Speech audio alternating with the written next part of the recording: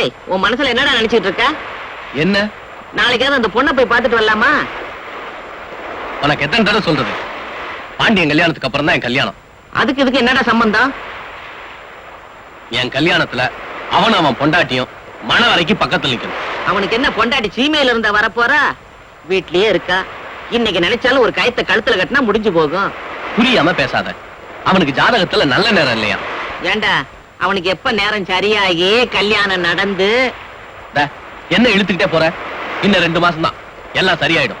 எனக்கு பசிக்குது, சாப்பாடு போடு. கண்ணா, என்னடா டீ சாப்பிட போலாமா? வரேன்.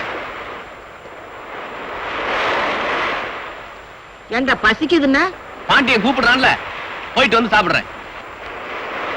என்னது, பாண்டியன் கூப்பிடுறானா? பாண்டிய ராசனே கூப்பிடுற மாதிரிலாம் ஓடுறான். அப்படி ஒரு சிநேகிதான்.